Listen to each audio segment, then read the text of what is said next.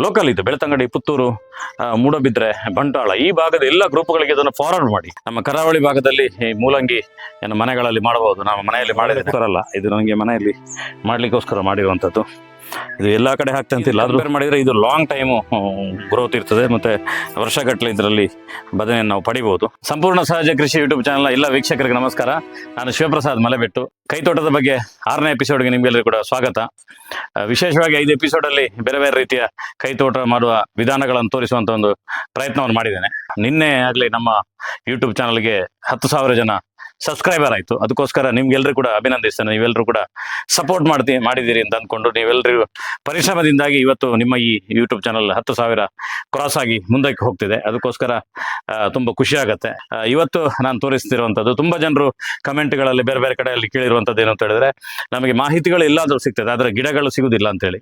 ಹಾಗೆ ನಮ್ಮ ಊರಿನ ಈ ಭಾಗದ ಜನರಿಗೋಸ್ಕರ ವಿಶೇಷವಾಗಿ ಬೆಳ್ತಂಗಡಿ, ಮೂಡಬಿದ್ರೆ ಅಥವಾ ಪುತ್ತೂರು, ಬಂಟ್ವಾಳ ಈ ಭಾಗದ ಜನರಿಗೋಸ್ಕರ ಮಾತ್ರ, ಇದಕ್ಕಿಂತ ದೂರಕ್ಕೆ ಇದನ್ನು ನಾನು ಕಳ್ಸಕ್ಕಾಗಲ್ಲ. ಗಿಡಗಳನ್ನು ನಾನು ತಂದಿದ್ದೇನೆ ಕೈತೋಟ ಮಾಡುವವರಿಗೋಸ್ಕರ. ಅದನ್ನು ತಗೊಂಡ್ಬಂದು ಯಾರಿಗೆ ಬೇಕೋ ಅವರು ನನಗೆ ಕಾಂಟ್ಯಾಕ್ಟ್ ಮಾಡ್ಬೋದು. ತುಂಬ ಜನರು ಯೂಟ್ಯೂಬಲ್ಲಿ ಕಮೆಂಟ್ ಮಾಡ್ತಾರೆ. ಯೂಟ್ಯೂಬಲ್ಲಿ ಯಾರು ಕಮೆಂಟ್ ಮಾಡಿದ್ರು ನಮ್ಗೆ ಗೊತ್ತಾಗಲ್ಲ. ಅದಕ್ಕೋಸ್ಕರ ನೀವು ಕಮೆಂಟ್ ಮಾಡಿ ನಿಮ್ಮ ನಂಬರ್ ಹಾಕಿ, ನಮ್ಮ ಆಫೀಸ್ ಕಡೆಯಿಂದ ಫೋನ್ ಮಾಡ್ತಾರೆ. ಇಲ್ಲದಿದ್ರೆ ನೀವು ನಮಗೆ ವಾಟ್ಸಪ್ ಮಾಡಿ, ಅಲ್ಲಿ ನಾವು ಕಾಲ್ ಮಾಡೋದು ಟ್ರೈ ಮಾಡ್ತೇವೆ. ಇಲ್ಲದಿದ್ರೆ ಏನಾಗುತ್ತೆ ಅಂತ ಹೇಳಿದ್ರೆ, ನೀವು ಖಾಲಿ ಕಮೆಂಟ್ ಹಾಕಿದಾಗ ನೀವು ಯಾರು ಏನು ಅನ್ನೋದು ಗೊತ್ತಾಗಲ್ಲ. ಕಾಲ್ ಮಾಡಿದಾಗ ಕೆಲವು ಸಲ ನಾವು ಡ್ರೈವಿಂಗ್ ಎಲ್ಲ ರಿಸೀವ್ ಮಾಡೋಕ್ಕಾಗಲ್ಲ. ಅದಕ್ಕೆ ನೀವು ವಾಟ್ಸಪ್ ಮಾಡಿ. ಇವತ್ತು ನಾನು ನನ್ನ ಹತ್ರ ಯಾವ ವೆರೈಟಿಯ ಗಿಡಗಳಿದೆ ಅಂತೇಳಿ ನಿಮಗೆ ತೋರಿಸ್ತೇನೆ. ಈ ಬದನೆ ವೆರೈಟಿ ಯಾವುದು ಅಂತ ಹೇಳಿದ್ರೆ ಪಿಂಕ್ ರೀತಿಯ ಬದನೆ ತುಂಬ. ಅದರ ಜೊತೆಗೆ ಈ ಟೊಮೆಟೊದ ವೆರೈಟಿ ಇದೆ. ಇದು ಸ್ವಲ್ಪ ನಮ್ಮ ಮನೆಗೆ ಬೇಕಾದಷ್ಟು ತಂದಿರುವಂಥದ್ದು ಟೊಮೆಟೊದ ವೆರೈಟಿ. ಟೊಮೆಟೊ ಗಿಡ ಚೆನ್ನಾಗಿದೆ. ಅದರೊಟ್ಟಿಗೆ ಉದ್ದ ಟೈಪಲ್ಲಿ ಆಗುವಂಥ ಬದನೆ, ನೀಲಿ ರೀತಿಯಲ್ಲಿ ಇರ್ತದೆ, ಉದ್ದ ಬಾಳೆಕಾಯಿಯ ಗಾತ್ರದಲ್ಲಿ ಆಗುತ್ತೆ ಈ ಬದನೆ. ಇದಕ್ಕೆ ರೋಗ ತುಂಬ ಕಡಿಮೆ ಇರ್ತದೆ. ಇದಕ್ಕೆ ಕಂಪೇರ್ ಮಾಡಿದರೆ ಇದು ಲಾಂಗ್ ಟೈಮು ಗ್ರೋತ್ ಇರ್ತದೆ, ಮತ್ತು ವರ್ಷಗಟ್ಟಲೆ ಇದರಲ್ಲಿ ಬದನೆಯನ್ನು ನಾವು ಪಡಿಬೋದು. ಇದಕ್ಕೆ ಹೆಚ್ಚು ಆರೈಕೆ ಬೇಕಾಗಿಲ್ಲ.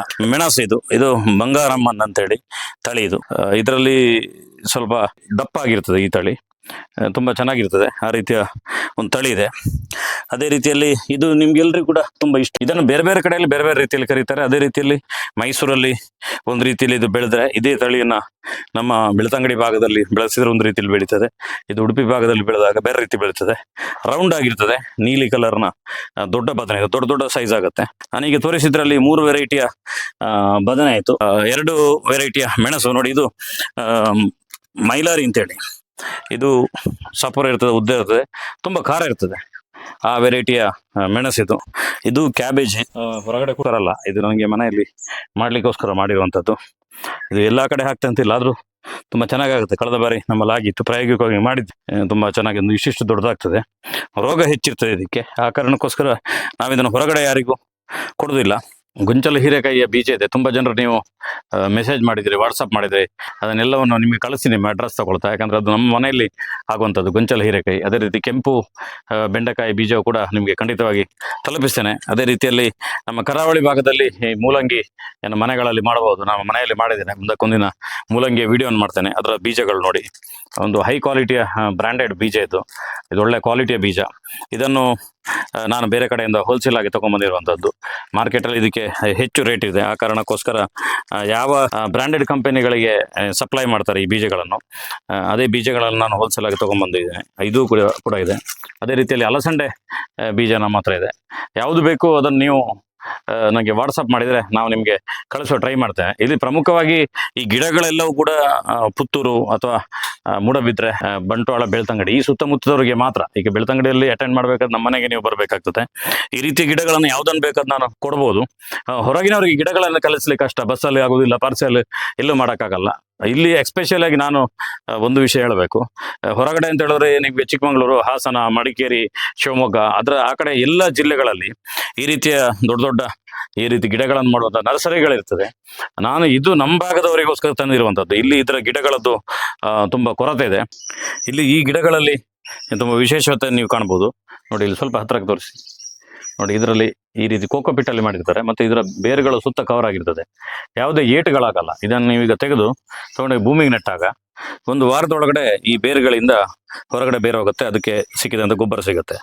ಆದರೆ ನಮ್ಮ ಸೌತ್ ಕೇಂದ್ರದಲ್ಲಿ ತುಂಬ ಜನರು ಹೇಗೆ ಬೀಜವನ್ನು ಮಾಡ್ತಾರೆ ಅಂತ ಹೇಳಿದ್ರೆ, ಗಿಡಗಳನ್ನು ಮಾಡ್ತಾರೆ ಅಂತ ಹೇಳಿದ್ರೆ, ಒಂದು ಕಡೆ ಗಿಡವನ್ನು ಹಾಕ್ತಾರೆ, ತೆಗೆದು ಕಟ್ಟು ಮಾಡಿ ತಂದು ಕೊಡ್ತಾರೆ, ಕಟ್ಟುಗಳನ್ನು ಮಾಡಿ. ಆದರೆ ಅಲ್ಲಿ ಸಮಸ್ಯೆ ಏನಂದ್ರೆ ಅಲ್ಲಿ ಬೇರುಗಳೆಲ್ಲ ಕಟ್ಟಾಗಿರ್ತದೆ. ಅದು ಎಲ್ಲವೂ ರಿಕವರಿ ಆಗ್ತದೆ ಅಂತಿಲ್ಲ. ನಾನು ಎಷ್ಟೋ ಸಲ ಸಂತೆಯಿಂದೆಲ್ಲ ಈ ರೀತಿಯ ಬದನೆ ಗಿಡಗಳನ್ನು ತೊಗೊಂಡ್ಬಂದಿದ್ದೇನೆ. ಈ ರೀತಿ ತೊಗೊಂಡ್ಬಂದ್ರೆ ಉಳಿತದೆ. ಅದೇ ಸಂತೆಯಲ್ಲಿ ಈ ಬೇರುಗಳಿಂದ ಕಟ್ಟು 10-15 ಗಿಡಗಳನ್ನು ಕೊಡ್ತಾರಲ್ಲ, ಆ ಗಿಡಗಳು ಹೆಚ್ಚು ಉಳಿಯುವುದಿಲ್ಲ, ಮತ್ತು ಅರ್ಧ ಜೀವ ಆಗಿರ್ತದೆ ಅದು, ಅದರ ಬೇರುಗಳು ಕಟ್ಟಾಗ್ತಿದ್ದಾಗೆ. ಇದು ನೀವು ಎಲ್ಲಿ ನೆಟ್ಟರು ಅಲ್ಲಿಂದ ಪುನಃ ರಿಕವರಿ ಆಗುವ ಪ್ರಯತ್ನವನ್ನು ಇದು ಮಾಡ್ತದೆ. ಇದು ತುಂಬ ಚೆನ್ನಾಗಿ ಬೆಳೆದಿದೆ. ಕಳೆದ ವರ್ಷ ನಾನು ತುಂಬ ಜನರಿಗೆ ಇದನ್ನು ಕೊಟ್ಟಿದ್ದೆ. ತುಂಬ ಚೆನ್ನಾಗಿದೆ ಗಿಡ, ತುಂಬ ಟೈಮ್ ಇದರಲ್ಲಿ ಬೆಳವಣಿಗೆ ಆಗಿದೆ ಅನ್ನುವಂಥದ್ದನ್ನೆಲ್ಲ ತೋರಿಸಿದ್ದಾರೆ. ಅದರೊಟ್ಟಿಗೆ ಒಂದು ವಿಶೇಷ ಹೇಳುವಂಥದ್ದು, ಇದು ತುಂಬ ಆರ್ಡರ್ ಇದೆ ಇದಕ್ಕೆ ಆಲ್ರೆಡಿ. ನಾನು ಮೊನ್ನೆ ಸ್ಟೇಟಸಲ್ಲಿ ಹಾಕಿದ್ದೆ. ಹಾಗೆ ತುಂಬ ಜನರು ಇದು ಬೇಕು ಅಂತೇಳಿ ತುಂಬ ಜನರು ಕೇಳಿದ್ದಾರೆ. ಹಾಗೆ ನಿಮ್ಗೆ ಯಾರಿಗಾದ್ರೂ ಬೇಕು ಅಂತ ಹೇಳಿದ್ರೆ ನೀವು ತಕ್ಷಣಕ್ಕೆ ಈ ವಿಡಿಯೋ ನೋಡ್ತಿದ್ದಾಗೆ ವಾಟ್ಸಪ್ ಮಾಡಿ. ಲೋಕಲ್ ಇದು ಬೆಳ್ತಂಗಡಿ, ಪುತ್ತೂರು, ಮೂಡಬಿದ್ರೆ, ಬಂಟ್ವಾಳ ಈ ಭಾಗದ ಎಲ್ಲ ಗ್ರೂಪ್ಗಳಿಗೆ ಇದನ್ನು ಫಾರ್ವರ್ಡ್ ಮಾಡಿ. ಯಾಕಂದ್ರೆ ಇಲ್ಲಿ ಜನರಿಗೆ ಅಗತ್ಯ ಇದೆ, ಇಂಥದ್ದೆಲ್ಲವೂ ಅಗತ್ಯ ಇದೆ. ಇದು ಇಲ್ಲಿ ಜನರಿಗೆ ಎಷ್ಟು ಬೇಕೋ ತಗೊಂಡು ಬಂದು ಕೊಡ್ಬೋದು. ಮತ್ತು ಯಾರಿಗೂ ಇದನ್ನು ಬುಕ್ ಮಾಡಿ ಇಡ್ಲಿಕ್ಕೆ ಆಗೋದಿಲ್ಲ. ನಾನು ಕಳೆದ ಬಾರಿ ನನಗೆ 25 ಗಿಡ ಬೇಕು, 50 ಗಿಡ ಬೇಕು ಅಂತೇಳಿ ತುಂಬ ಬುಕ್ ಮಾಡಿಟ್ಟು ಅದು ವೇಸ್ಟ್ ಆಗಿದೆ. ನಮ್ಗೆ ಏನು ಮಾಡೋಕ್ಕಾಗಲ್ಲ ಅದನ್ನು. ಯಾಕಂದ್ರೆ ನಮಗೂ ಒಂದು ಲಿಮಿಟ್ ಅಂತ ಇರ್ತದೆ, ಅಷ್ಟರೊಳಗೆ ಮಾತ್ರ ನಾವು ಮಾಡ್ಲಿಕ್ಕಾಗ್ತದೆ. ಯಾಕಂದ್ರೆ ಲೇಬರ್ ಕೆಲಸಗಳು ಸಮಸ್ಯೆಗಳಿರ್ತದೆ. ಆ ಕಾರಣಕ್ಕೋಸ್ಕರ ನಿಮಗೆ ಯಾರಿಗೆ ತಕ್ಷಣಕ್ಕೆ ಬೇಕು ನೀವು ವಾಟ್ಸಪ್ ಮಾಡಿ, ಕಾಲ್ ಮಾಡಿ, ಮೆಸೇಜ್ ಮಾಡಿ. ಈ ರೀತಿಯ ವಿಡಿಯೋಗಳು ಎಲ್ಲವೂ ಬರ್ತಾ ಇರ್ತದೆ. ನೀವು ಒಂದಷ್ಟು ಪ್ರಶ್ನೆಗಳನ್ನು ಕೇಳಿದ್ರಿ 5 ಎಪಿಸೋಡ್ನಲ್ಲಿ. ಆ ಎಲ್ಲ ಪ್ರಶ್ನೆಗಳಿಗೆ ಮುಂದಿನ ವಿಡಿಯೋದಲ್ಲಿ ನಿಮಗೆಲ್ಲರಿಗೂ ಕೂಡ ಉತ್ತರ ಕೊಡ್ತೇನೆ. ವೀಕ್ಷಿಸಿದ್ದಕ್ಕೆ ಎಲ್ರಿಗೂ ಕೂಡ ಧನ್ಯವಾದಗಳು.